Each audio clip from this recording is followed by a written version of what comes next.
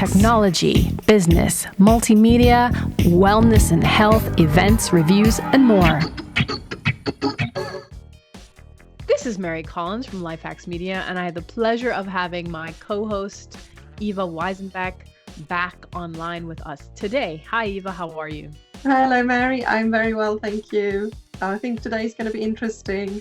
Yes, because another addition to our fantastic critical thinking versus conspiracy theory is now our segment called, which I've been wanting to use this since I was a kid, Sadistic Statistics. Dun, dun, dun.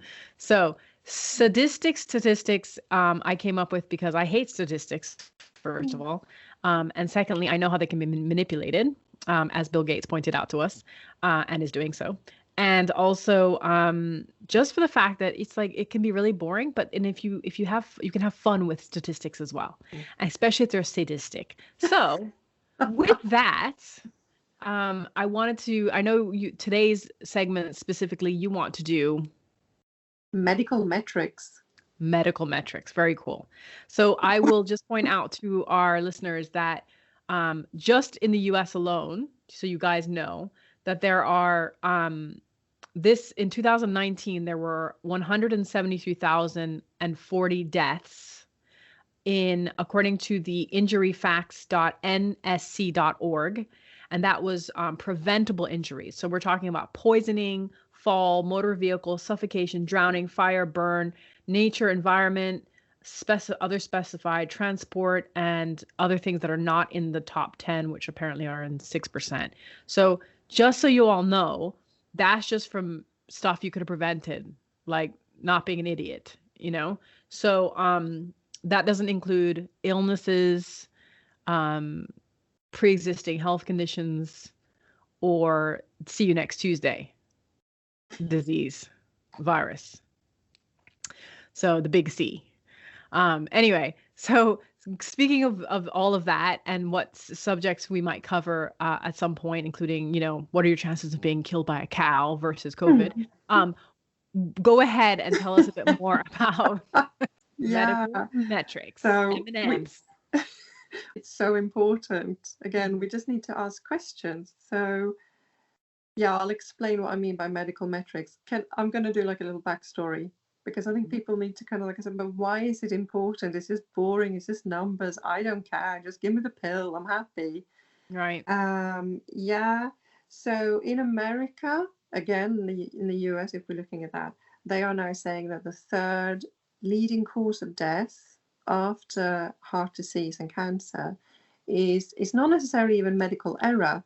It's just medical treatment. So prescription medication and treatments. Because even if you take them correctly, they still have side effects and they will impact you. Right. And once you're on a cocktail of stuff, there is actually not even any research to show how that impacts you. That's true. I mean, it tells you, like, if you take one thing for depression, you might feel more depressed and go out and kill someone and have a mass shooting. But it doesn't actually tell you what happens when you combine that with a painkiller or a glass of wine or some, or a bad day. So that's exactly it. And then, speaking of which, also about medical stuff, we are having a situation now in the whole world where you can't actually get in to check up on an ill person, like a neighbor or relative, family member. You actually just have to hope that there's no medical malpractice going on under the disguise or the guise of the see you next Tuesday disease. Yeah. Right? So that's really worrying. So tell us a bit more about that. Yeah, so actually one more quick thing, because I think there's also, we need to bear in mind, I'm old enough, I've been through the system long enough. We used to have like a family doctor who knew you, who knew your history, who knew your family's history. They treated you as a person. It was completely different. We've gone so far away from that in the last maybe even 40, 50 years, where, you have your 10 minutes and it's like, this is a specific complaint. Oh, here you go. Here's a specific pill for that specific complaint. And I have been in situations where I went with a friend once and I knew what medication he was taking. And this doctor was like, well, for this complaint, you should take this painkiller. And me being me, I'd read up about it and I said, well, I didn't think you should really have that if you were taking this medication. Mm-hmm. And then he said, oh, I didn't know you were taking that. I'm like, but you have the Wow. medical record in front. So it's scary. So you need to advocate for yourself. Right. And Yeah. and also for people around you. This is the big Yes. worrying thing. We're just like, okay, we can't go and visit people in hospital or nursing homes, or care centers. Okay, then we'll just follow the rules. But the problem is that we'll put it down to tiredness on, with the doctors and the medical staff and being overworked as an excuse to mess up things. But at the same time, Yeah. it's like now more than ever, why are we having so much confusion, like you said, when the documents are right there on the computer screen in bold in front of them? There's really no excuse for so much error because, like No. you said, third biggest killer is medical malpractice. Yeah. Yeah. Why work harder when you can work smarter and live better? Life hacks. So Eva, with that, take it away. Okay, so here comes the words and the numbers. I'm going to try and run through an example. Taking it from the beginning, if you imagine any medical treatment will obviously have gone through a trial, and the trial will produce data as to how effective Except it is. see you Which next is still Tuesday. in trial until 2023. Right, but just on us. But just on us. Okay.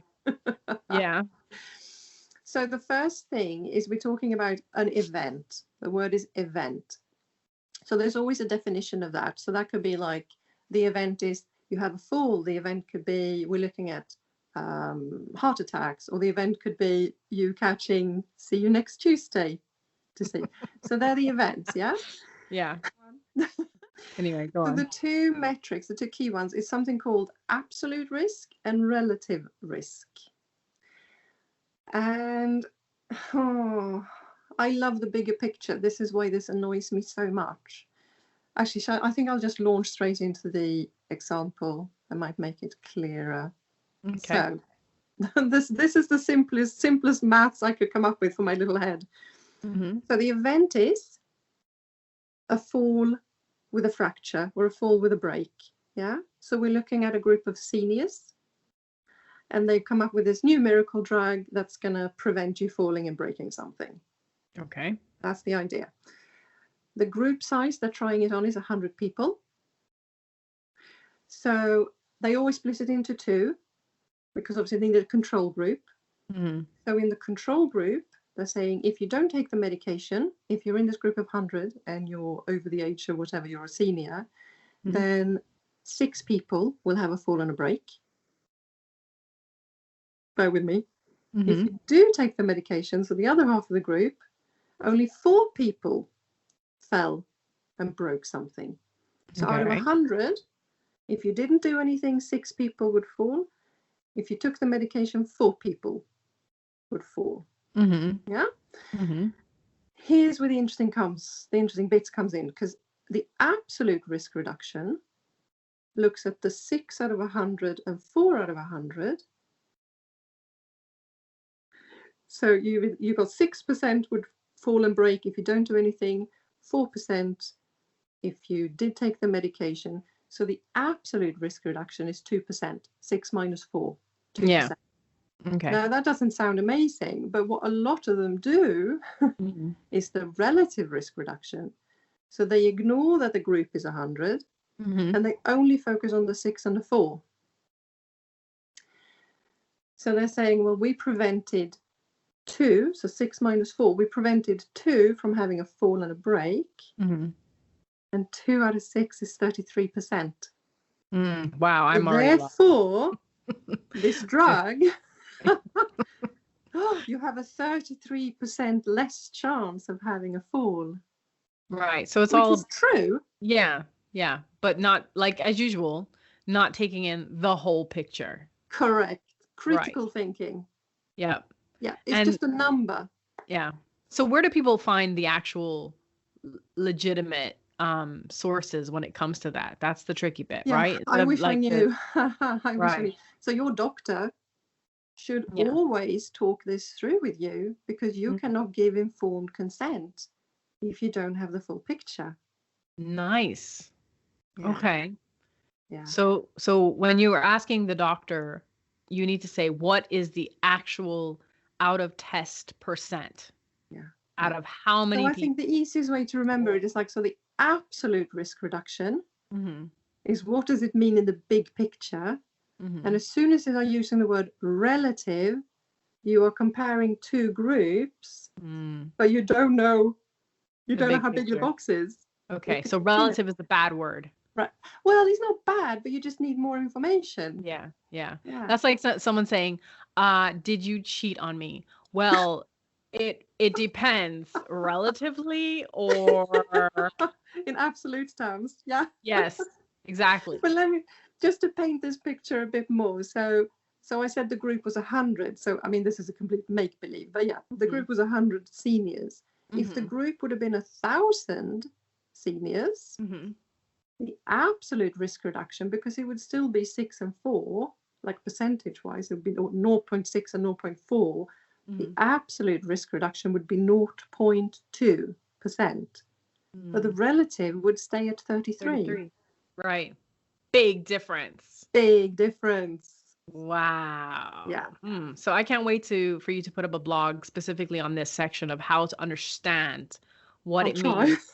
Yeah, as It's best as you can. yeah, And what at least what to know, what to ask absolutely. and what to look That's the for. thing. Yeah. Okay. Okay. So what would you like to specifically go on now that we know what to ask for and not to take relative as gospel? Mm. What would you like to use as an example of when looking for stats before choosing something? Yeah. So again, this is going to be quick, but I thought I'll just run through a few examples to highlight how tricky it is and why we do need to talk to our doctors. Yeah. So I'm going to use Okay. Mm-hmm. statin drugs because so many people are on statins. You go in, you have like your yearly MOT or something, you come back, oh, your cholesterol's a little bit high. I'll put you on a statin. Again, nothing Okay. necessarily wrong with that, but we need to understand what that means. So I'm going to read two sentences. I love this, and I'll Mm-hmm. link to this document as well. So, statins. This drug will decrease your chance of dying by 12%. Sounds quite good. Mm-hmm. Same data. Out of the 167 patients that take this pill for the next 4 years, one patient will not die who would have. 166 will get no benefit and might get harmed. What? Same data.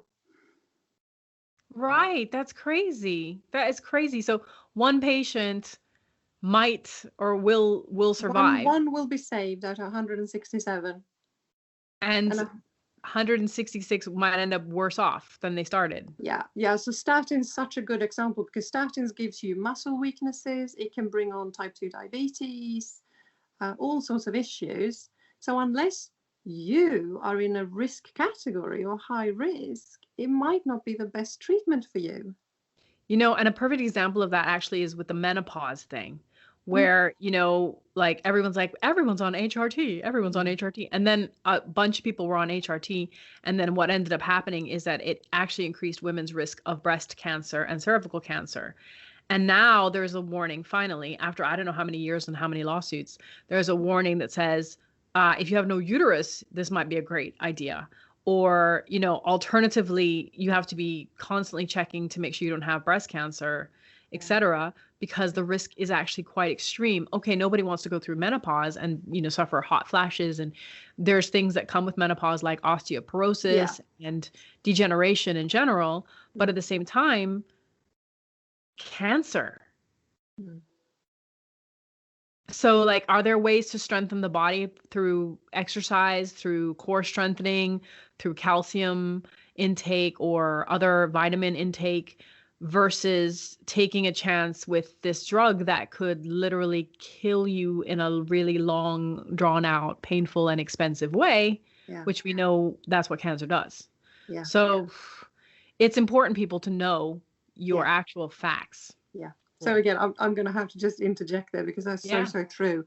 Mm. But the other thing with like the hormone replacement therapy is that Mm. that study was based on the chemical versions. the synthetic versions, I should call it, of the hormones. Mm-hmm. So derived from like horse urine and stuff, the Premarin.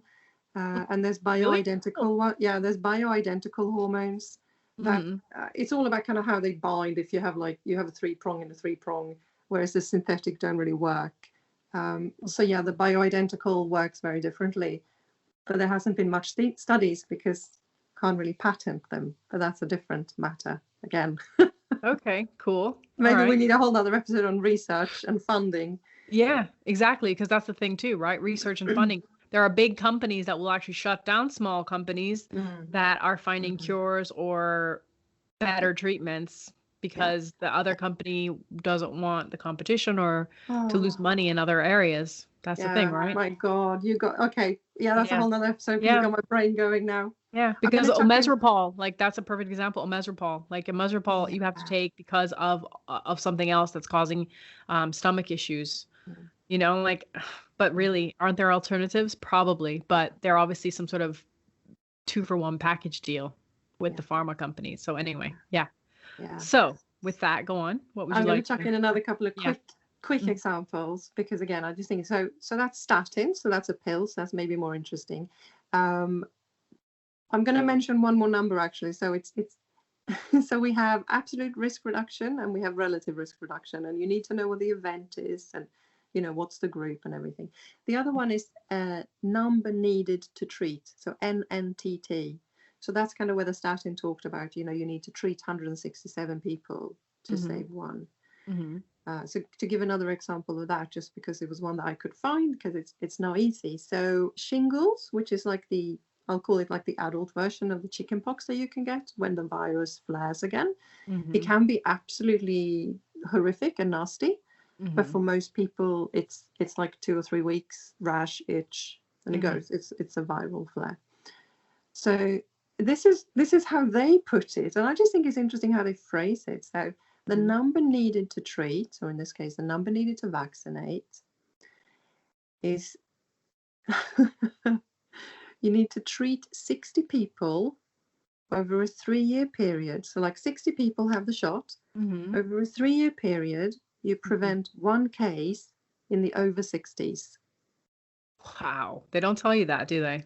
They don't really. I dread to think what the flu vaccine actually has on odds. Yeah, so I tried to find the numbers and I just couldn't. So all I can say is that the numbers they're kind of quoting, which is roughly about like 40 to 60% efficacy, is the relative number. But I cannot find anything better. And that's another reason why everyone should have a printer, because we need to print some of the stuff out so that when they retract it, it doesn't just disappear into the ether. And it's like, we never said that. So, crazy. Wow. Shall I do a slightly, I mean, it's not contentious because it's all out there in the open, but I'm gonna go for the see you next Tuesday one. Yay. Because I got tired of people telling me this. So, and I'm going to use the Pfizer vaccine as a BioNTech as an example because I just think it's interesting. So this is the things we need to bear in mind. Yeah. So in the phase 3 trial, that is the latest one they've completed. It's still in trial until 2023, bear in mind. The group was 40,000 people, which sounds enormous. So a lot of people are saying, well, it was 40,000 people and it's 95% efficacy. So that's amazing. Yeah.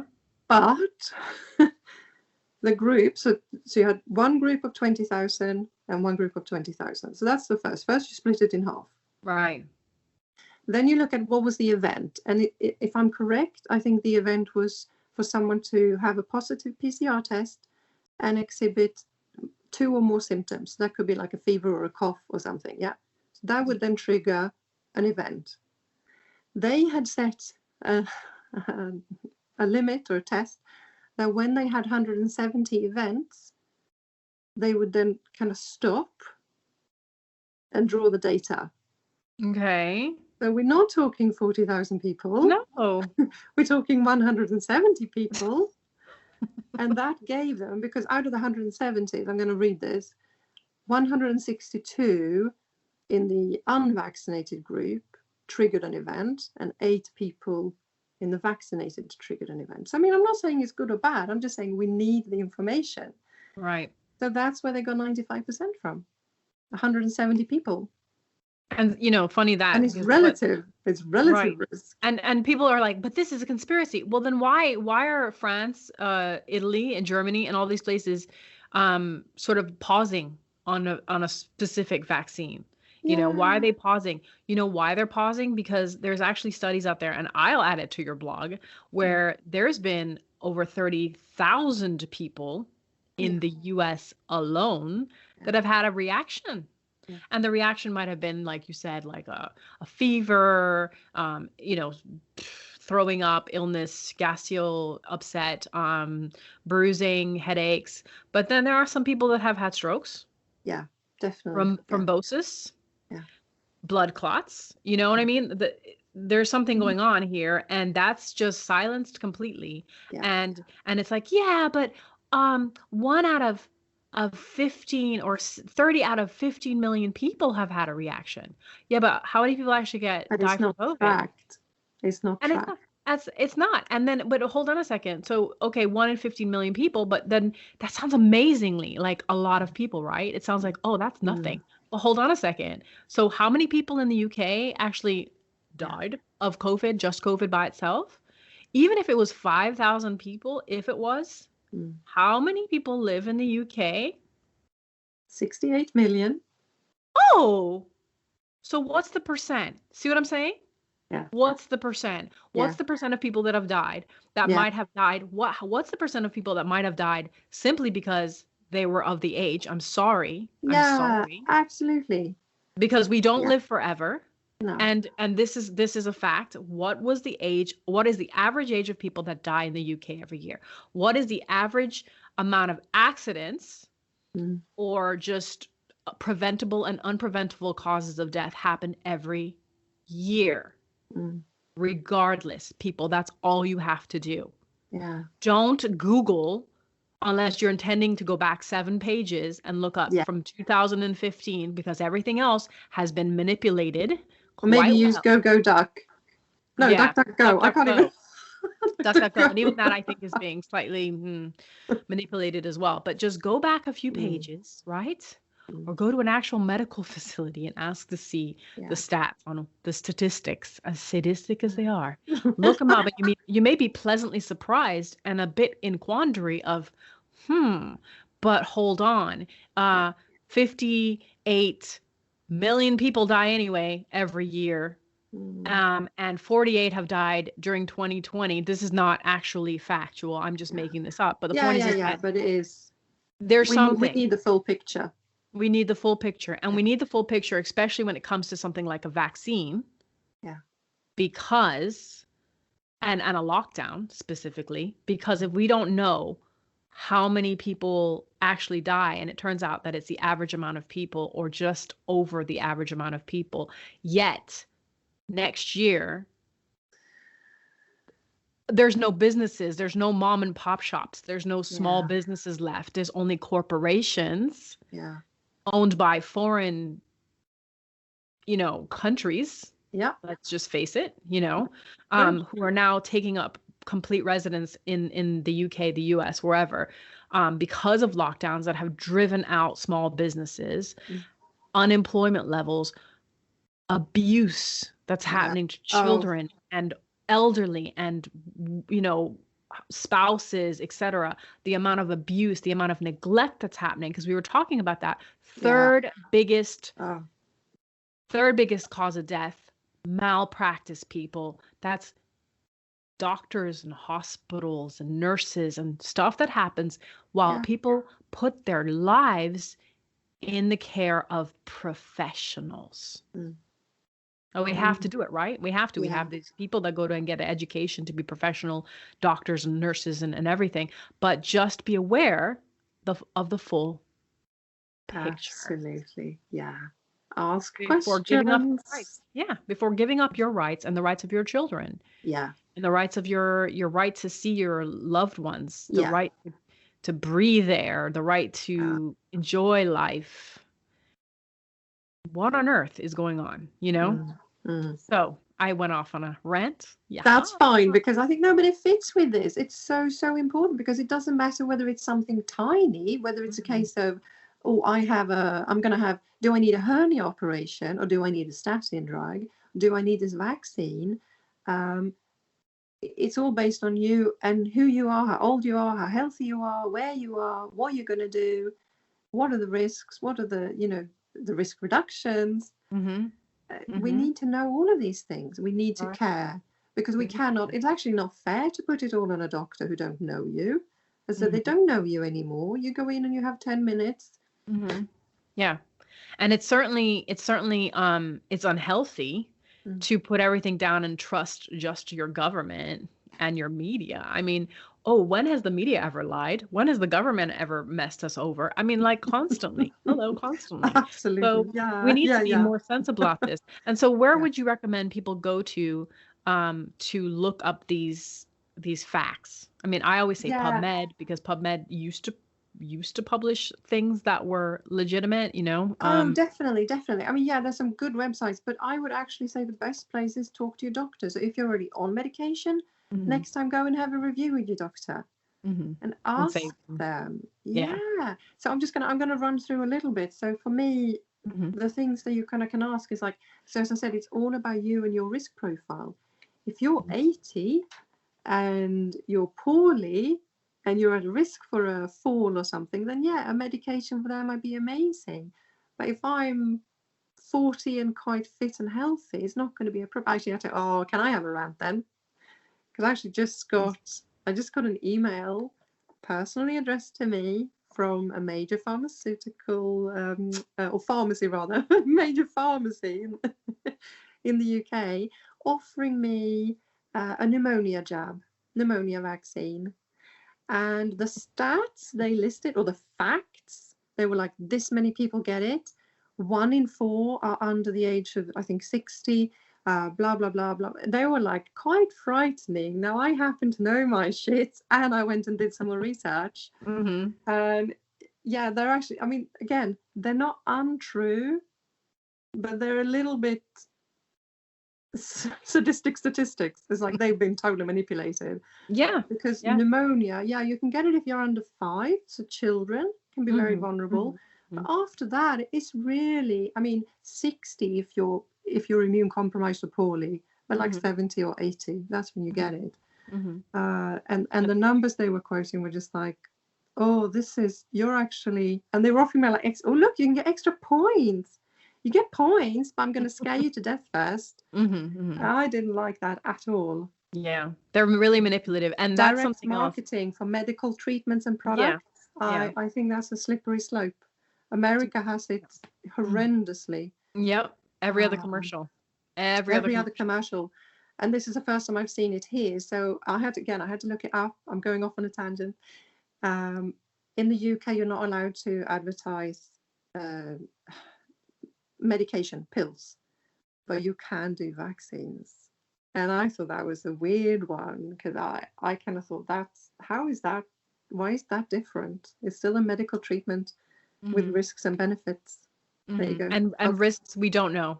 We don't know 100% a lot of these risks. We really don't, and people just need to wake up. I read a really great article about why do certain people just trust blindly their governments. And it's like, because they're infants. You're infants. You people that just trust your governments believe the same thing that a baby believes, which is innate in us. It is, right? To when you're a baby, when you're an infant, you do need your parent. You would die otherwise. You need to have someone take care of you. Well, using fear tactics on someone who is quite easy to revert to the infantile mindset, it only takes one little boop, and then they're like running back to mommy and daddy. And mommy and daddy has never been your government. Never. No, and I mean, particularly now we're talking commercial companies. They're there for a purpose. They're there to give profits to their shareholders. They don't have my health at their heart. No. Only I do. So you've got to fight for your family, for yourself, for your community before it's too late. Yeah.